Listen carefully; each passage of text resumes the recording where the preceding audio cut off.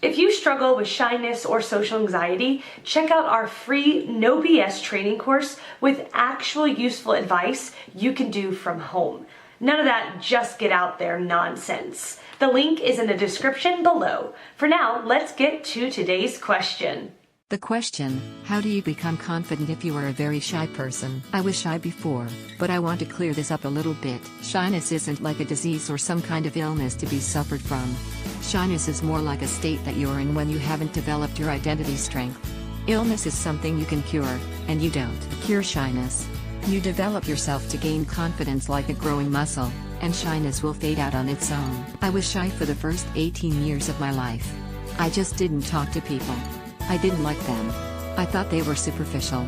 I rarely spoke and hated presentation cause it's nervous wracking. Isolation kicks in and suddenly it's not just shyness but also isolation that keeps me away from people.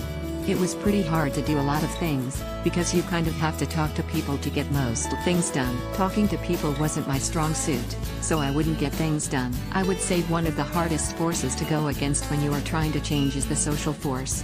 Whenever you try to change, the people will try to put you back into your place, because people don't like change. They don't like you to be different. It's not that most people deliberately want to put you in a box or a label, it's more the fact that most people just don't like the concept of change. This means if you are trying to change, one of the major factors is your environment. 1. Environment. When I transitioned from high school to college, I was fortunate enough to have a more supportive environment to grow in. It was no longer restrictive for me, and I am allowed to be myself, which allowed for my self-esteem to grow. I didn't pick it.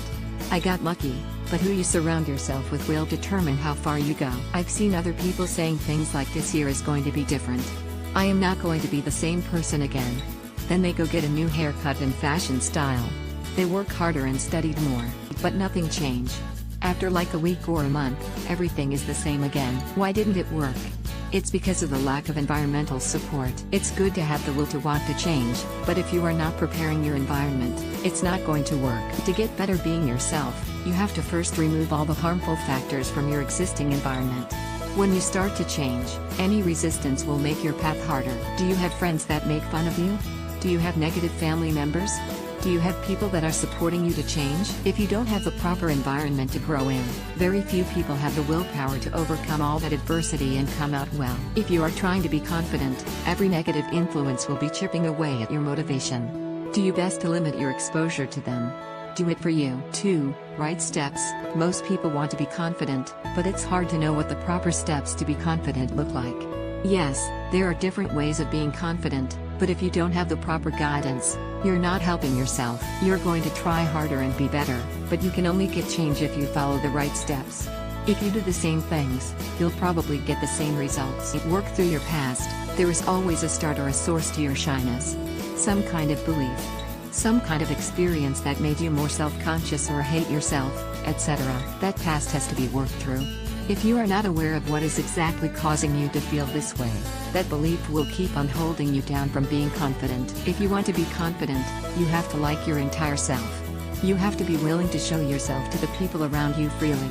That can only happen if you are not scared or ashamed of your past. Self-evaluation. This is you reforming your identity. The more you know who you are, the less you will let other people affect you. This is where you decide the purpose for your life. List out the values that you have. All this starts very simply. Formulating your own opinion. Maybe you haven't validated your own voice in a long time. Listen to it. Do you want to eat pizza or burrito? Do you like dogs or cats? These are simple choices, but as you get into deeper questions like should I keep letting my friend borrow money from me even though he does return it? Or what hobby or talent do I want to excel in?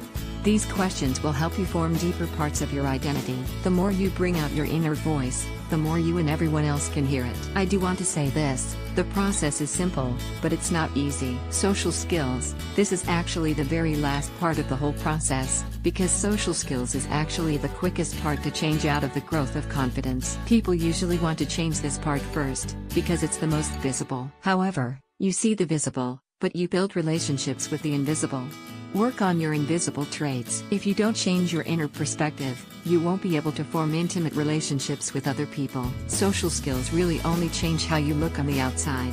Appearance is the easiest to change. Then etiquette. Then behavior and habits. Then mentality and perspective.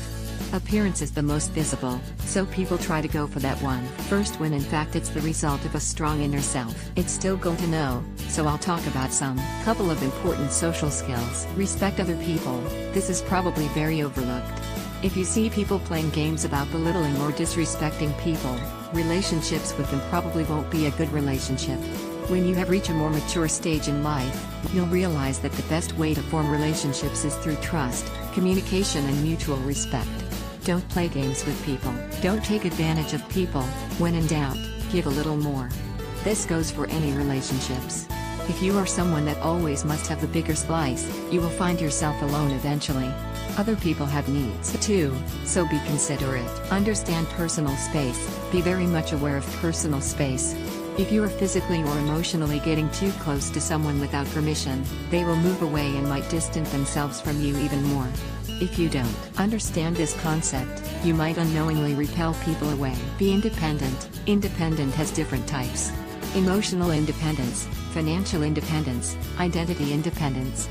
But ultimately independence spawns from working through your past and developing your identity through self-evaluation. Independence naturally gives off confidence. When people talk to you, they want to talk to an independent person. They don't want to walk you through every single step of your life. They're not being jerks. Adults can take care of themselves. Children can't. This is why we need to work harder as a society to prepare children for adulthood. Independence are supposedly to have been taught to you from your parents. If you haven't, that's fine. That's why this answer here to help you through this learn process. Broken families hurt the next generation the most. Hygiene, attire. Why is hygiene and cloth in social skills? It's the most physically notable part of you. If you don't handle this, you're probably repelling people before any social interactions even start. You don't have to look fabulous, but you have to look presentable. It tells other people that you can take care of yourself. You are not a child anymore.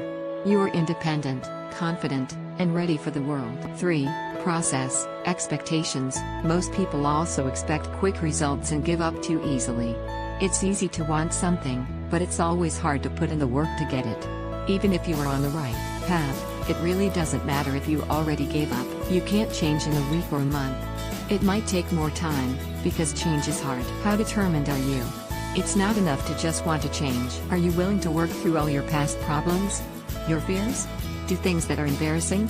Are you willing to put in 6 months or a year? Are you willing to keep on going even if you don't see any immediate progress? You might feel very overwhelmed by all the things that you have to do, but as long as you are committed and work slowly towards it, it's achievable. A lot of people want to shorten or avoid this process of hard change, but this process is the time that actually makes you a different person. It's like cooking a meal and trying to skip the cooking part. The process is the change. If you are trying to change, embrace the process. I honestly try to keep this post short, but there's just so much to unpack. Interested in more? Losing interests, losing relationships, discover the 5 causes of emotional apathy. Free PDF. Find more answers and a free audiobook on how to talk to anyone in the description below. No useless advice like just get out there. I mean actual useful advice from people who have really dealt with shyness and social anxiety and overcome it in their own lives.